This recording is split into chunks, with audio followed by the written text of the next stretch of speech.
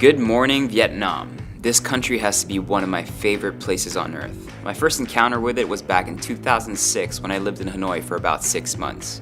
I quickly became enamored with the food and drinking culture there.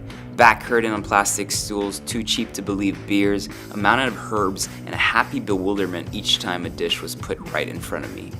Saigon is a type of city I could come to each weekend just to eat. We try to make this show not just about food, but in a city packed with delicious aromas wafting through the air and side stalls at the corner of every street, it's tough to focus on anything else. Saigon comes off as hot, brash, and unfriendly to most travelers looking to immerse themselves in an Asian country, often becoming a quick transit stop for the regions of Da Nang, Nha Trang, Hanoi, Hoi An, or even Phu Quoc. It has a strong, chaotic face that hides well the deep and rooted ethos of a nation. While probably not the best place to travel to with children, if you are a group of adults hungry and willing to walk through millions of motorcycles at every street crossing, get your senses ready because they're about to combust.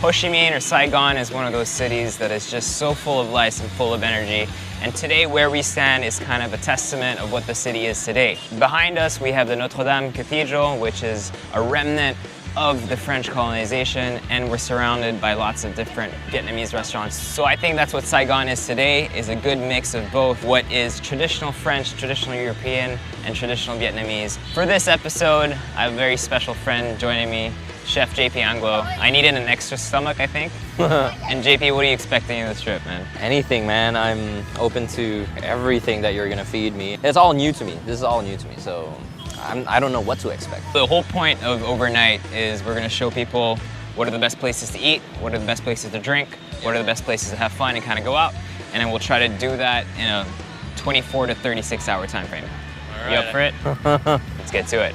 You will land at the Tan Son Nhat International Airport, which is located just 6 kilometers from District 1, so it should take you, without traffic, about 20 minutes to get into the city. Refreshing in Asia. However, the new airport is planned to open in 2020 and is located 50 kilometers from the city, so come to Saigon now if you can. If you need some quick cash and in need of the dong, airport exchange rates are usually quite decent. So we are now in Saigon, and a lot of things you have to remember when you land at the airport in Saigon. The best way to get to the city is a taxi, but there are so many different scams and it can be a little aggressive. So use two different types of companies that I usually trust, the Mylin and the Venus Sun company. You can see their colorways, identify them, and use them. So this time around we actually decided to book our hotel, or our room rather, through Airbnb. So it's right here on my app, so we're checking it right now. What's cool is that you have a Google integration for Google Maps, and you know exactly where it is. And yeah, it was just really simple to book. I was talking to this girl called Han, and she set everything up for us, and the place looks awesome, and I'm sure we're gonna meet a lot of cool people over there. This time around, we decided to stay at the trendy, artsy boutique hostel, the Common Room Project. People from all over the world coming in and out, adding to the friendly house ambience. It made us feel as if we were living temporarily with a bunch of travelers. This makes it easier to share experiences and figure out what's not to miss in the city. Now I know it may seem typical, but the first thing I had to do was eat something out of a bowl. I've tried pho all over the world, but there's something about eating it in Vietnam that will never be matched. Outrageous humidity, cold stainless steel tables, and lots of pointing to be understood. So what better way to start our trip in Saigon but with a nice hot piping bowl of pho. I think it's JP's first time, so he seems to be really excited about it. And this is one of the best places for that. Just get the bowl with all the meat inside and kind of just enjoy it as much as you can. I'm so excited, let's get to it.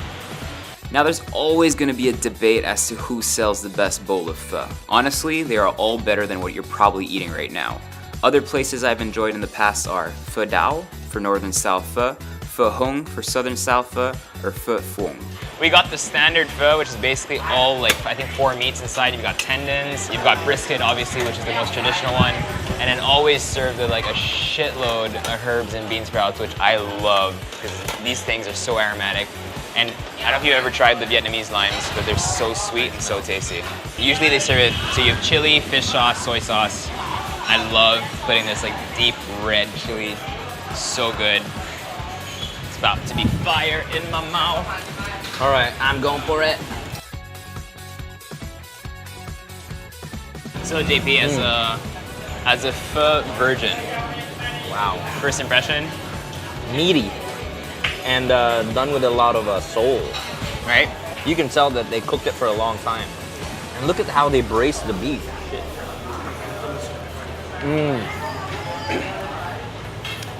Wow. That was really good pho. That was legit. So people you know may not recommend walking around because of all that heavy traffic, but I see it as an adventure. While it may not be totally pleasant to keep having to stay alert while strolling down the streets, it's the only way to make sure you never miss out on a hidden gem. Life happens in the streets, so take full advantage of it. I think there's so many motorcycles here, it's crazy. After a massive bowl of soup and some sweet roasted coconuts next to the Independence Palace, we digestively walk our way to the Loft Cafe. So Vietnam has a very strong coffee culture, cafe culture rather, maybe something that they took from the French. You'll find a lot of different styles of coffees here, most of them roasted in-house for the purpose of serving them. You can have it like JP's having it black with condensed milk, or like myself, just espresso. But what's great about these places is they're usually a hub for culture and people getting together. Loft Cafe right now, which is on the second floor of a walk-up, very easy to miss if you don't know where it is. You have to go through an art gallery, and we'll be checking out other coffee shop concepts. The city is a perfect place for caffeine heads, and if I had more time, I would definitely go coffee shop hopping. Other places you might want to check out are the extra hip and cool Luzine, Café Runam for some local style beans, Nam Long Coffee Company, Bosgurus Coffee, The Workshop, or our next stop, the hard to find cupping room. Just use Google Maps and Street View. It's pretty funny how nowadays, wherever you go in the world, you come to these third wave coffee shops and you find the same type of people that come here, the same like-minded people. I like to travel, but then I like to find things that are familiar. Yep. And everyone kind of has their own version of it. Yep. So this was a place called the Cupping Room, so it's a second floor walk-up. What was the entrance like? You wouldn't expect anything, very low-key, very old, and there's too many motorcycles here that they even park it inside.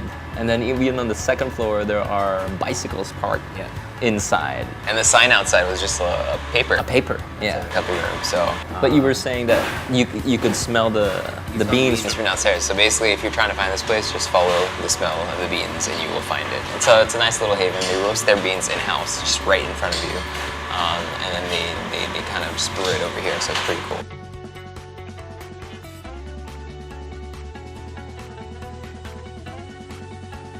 Not only that I'm eating and drinking so much coffee, I'm also learning lots about history and about life with Papa Erwan. And it's amazing when I'm with him. All these chicks look at me all of a sudden. Spill over, basically. So here we are walking down the famous Dong Khoi Avenue, which is probably one of the oldest boulevards kind of here. It's a nice place to be because you have the Opera House, you have the big shopping centers, and lots of side streets with colonial-style buildings, restaurants, cafes, and the likes. So if you manage to pull your way out from all that eating, and if your stomach needs a much-needed rest period, take a stroll down District 1. It's the best place to see all the big monuments of the city. The post office designed by Gustave Eiffel, yes, the Eiffel Tower dude, the Fine Arts Museum, the City Hall, the Notre Dame Cathedral, the Independence Palace, or even the City Museum. Having worked up an appetite yet again, we set off into another food adventure. It's important to come to Saigon with a few notes of what are the must-try dishes, and to always try to leave some space for something unexpected. Here we go for a boon dish. Boon is basically anything with rice noodles in a bowl with a bunch of different toppings. So JP and I here, we're about to have bun tit nung, with apparently is 2 different types of pork. So we have pork shoulder, and we have some sort of pork sausage, which they're both marinated in lemongrass, soy, ginger, lots of the classical flavors.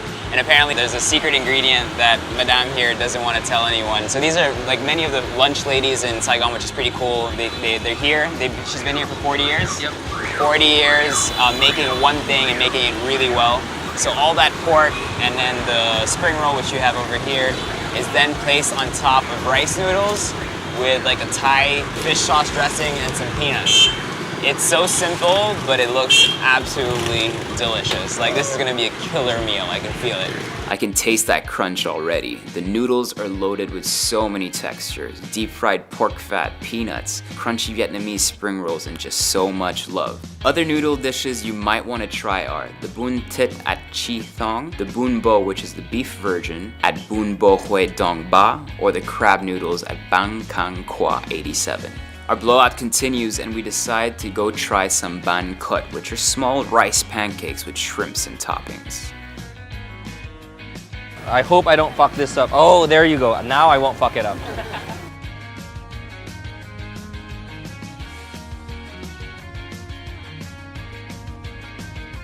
I thought that all those herbs were gonna overpower the meat, but it's didn't. Like, there's so many layers of flavor. The batter, and then you have the seafood, then you have the shrimp powder, the greens that you put on top, the fish sauce, the chili, the papaya, like 6 herbs. But it's still simple, right? Yep, but delicious. Wow. Next stop, we head out for some ban kwon. All right, so we're on our third food stop. Yep. Must-have staples that we're trying to go through. So here we have ban koin in front of us, which basically means, ban means anything made with flour, so rice flour in this case. So the lady over there you saw, like, she made a really cool mix. Like crepe. Crepe of rice flour and water, put it over like a cheesecloth over a steam pot, and so she makes this really thin layer, which is really nice, and then fills it with like pork, mushrooms, and stuff. And then they served us a fermented, I think it's called nam, if I'm correct, or nam. It's a fermented pork sausage, so it's raw pork wrapped in guava leaf with some vinegar, some sodium, just to kind of solidify it. It's nice and sour. And then finally a rice flour cake filled with coconut, and then little local Vietnamese pork hams. 2 kinds of tofu. 2 kinds of ham. Oh, ham. This is made out of pork. So it looks like tofu made out of pork. The non-traditional one that we have here, this skin is actually made out of cinnamon. That's what Seriously? she was Oh, telling okay. me. All right, let's try it out. I know this may seem like a lot, but I'll give you some other places you might want to try to check out along the way. The egg pancake ban seo at the famous 46A ban seo, probably all the crab dishes at Quan 94. The blood sausage at Quan Lone is amazing, or even the delicious suckling pig at Lang Nuong.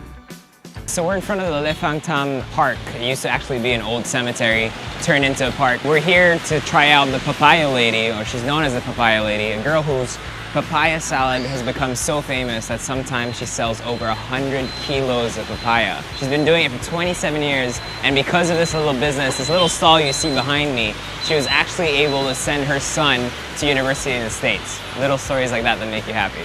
So she's either at her cart in front of the park, or she has people going around the park with pre-prepared plates. If I were you, seek her out. We were there around 5 p.m. and things were in full swing. It has some awful beef jerky, fresh papaya, and lots of crunchy textures and flavors. No trip to Vietnam is complete without a banh mi. So now we're here at the very famous Ban Mai Thuat banh mi place. Ban my twat.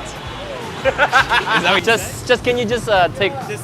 just You should pronounce it. all right, if you can see, there's so many people lining up, and everyone here is a local. We're the only foreigners here, and what's special about this place is that they put 7 different types of ingredients in the banh mi, right? Different kinds of meat, cold cuts, pâtés. So there's pork cheek, pork belly, some sort of ham. There's pork floss, cucumbers. This is, what's it called? Hikama. Then you have a pork pâté. Then she put some margarine in there, and then these are little spring onions. Yep, and the bread, right? Flaky bread. They actually toast their bread, so it's nice and warm and flaky. Yeah, they toast it a la minute. Oh, sorry. You just wanted to say that, Chick. I'm not doing that. So we forgot to mention a while ago that the good people bringing us around today with the private van are the people from Back of the Bike Tours right here. We'll put up their links and everything. Awesome tour. They can kind of actually bring you wherever you want to go and whatever you want to try. Just let them know and they'll modify it for you, which is pretty cool.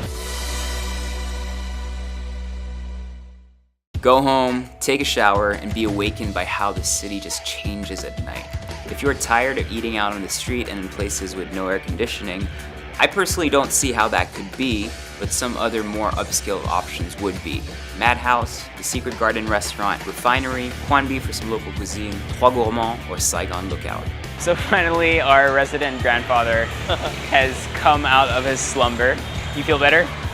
Slightly. Okay. So he woke up and he basically said, I want to go to Bar Street. So we're here at Vieux Viet. He wants to get a snack of drinks. We're just here to kind of drink beer. So people are kind of sitting all over the place and just drinking really cheap beer, about 50 cents per beer. It's pretty crazy. Really? 50 cents of $1 per beer. And yeah, so it's usually the place where people kind of start off. If you want something chill, this is where you need to be. If like us, you've had your fill of food and just want a nice stiff drink, Saigon has multiple watering holes to offer, from upbeat bars like Blanchy's Bromo Bar and the Pasteur Street Brewing Company for some nice craft beer, to hip and happening party setups at Chill Bar, Glow, or Lush. If your night stretches out to the wee hours, you can always count on the Underground Observatory for a down artsy beat of the city, or the always confusing Apocalypse Now. There are just so many options, so we just decided to ask some people who live here what they like to do in the city. I think I will first start with the Common Room project, because it's a place where you can be creative, you can meet people, you can play games, you can have some drinks. I think I will take them to a Broma bar in the center. I guess I will go to Lush, because it's the discotheque in the area. I will talk about Outcasts. I really like this place. It's a place in District 2. And it's a bit underground. There is some empty wall to draw on it. It's like free entry for artists and stuff if they want to do something there. I will talk about Hum, a vegetarian restaurant. It's on Vauvantan Street in District 3. And yeah, it's quite good vegetarian food. Tried many times. Big fan. I've been in Saigon for 1 year and eight months now. A lot of people don't know that when they hear Saigon, they think Vietnamese people, Vietnamese food, but Saigon is actually a very international city with thousands and thousands of expats. There's this place, some people know about it. It's called the Lunch Lady, and she is located in District 1 by the river. She has a menu which consists of different soups every day, traditional Vietnamese soups. She got very famous through Anthony Bourdain. Sunday morning. If you have a whole day in front of you, I would highly recommend taking a day tour of the Mekong River or diving into the underground of the Cu Chi tunnels used during the war. You could also have a look at the Jade Emperor Pagoda or the Vinh Nhem Pagoda. So District 2 is a little bit more laid back and spaced out than the districts surrounding the center. It's a good peek on how the expats live, and if you ever decide on moving here, it'll give you a good indication on what to expect. It's filled with lots of good coffee shops, restaurants, and boutiques that could actually call for a full day of discovery. Alright, so we're here at District 2. Erwan took us to the posh side of Ho Chi Minh. This is where all the expats live. It's very refreshing to be here after all the street food that we've been eating. You guys stayed. I left early because I was a little bit sick. I ended up having a bowl of pho with my motorcycle driver, Yong. I'm so jealous that you got to do that. And it was so cool because literally it was by the street, so random. I go, hey, let's have pho. And he goes, massage? I go, no, pho. Maybe he thought you meant prostitute. That's why. Did you say pho or pho? I kept saying pho. Okay. For people that don't know, pho means prostitute and pho means the soup, right? Yeah. Okay. But anyway, it was a good meal. We bonded in some ways, but we didn't really talk. But we just looked at each other and kept saying, good, good, good. We had one last stop to make. We tried to go back to that banh mi place just because we wanted to hoard a bunch of sandwiches to bring back to our friends in Manila. Unfortunately, just like many street vendors and street side restaurants in Saigon, it only opened after 3 p.m. in the afternoon. So we set out on the Bourdain path and paid a visit to his favorite lunch lady, even though it wasn't on the same day that he tried it, so we didn't get the same dish. Like every good stop in Saigon, you cannot come to the city without trying the lunch lady.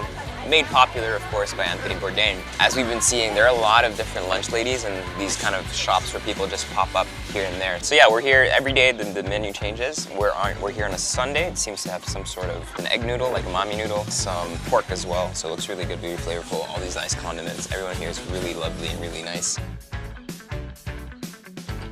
So I'm super starstruck again. that I was able to sit down with Tan, the lunch lady. I'm a big Anthony Bourdain fan, and I've seen this online, and I can't believe that I'm here. Thank you, Erwan, for taking me here. Each time I leave Vietnam, my hunger pangs are satisfied, but I get hit with such sadness, knowing that I will not encounter that level of food until I come back again. Saigon is, in my opinion, a beautifully crazy Asian city that finds itself in the full upswing of development. With the rise of consumership, the erection of tall buildings, and the expectations of a nation's promise, the Vietnamese people are working hard at becoming a strong economic and cultural player in the region. Each time I come back, I experience something new, yet I feel like nothing's changed. A certain magic touch of combining both the unexpected with the wonderfully familiar. I will be back, because I always come back. Make sure to stay tuned for our next episode. We rent out a pimpin' apartment in Kuala Lumpur, explore the city's different cultures, and eat probably one of the spiciest meals of my life. Sweat and tears, but it's all worth it.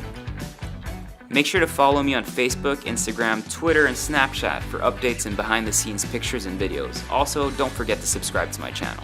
We would like to thank Access Travel and Tours for making this trip possible and organizing all our logistics for us. Check out their site for more information. So Overnight Saigon was brought to you by our good friends at Cebu Pacific, and here's a quick travel tip from them. As you know, when you come to an airport, you can expect a lot of lines, but people are usually quite lazy, so it's really easy to just look for the shortest line by going to the place that is furthest away from you. The more distance you have to walk, the less you need to line up.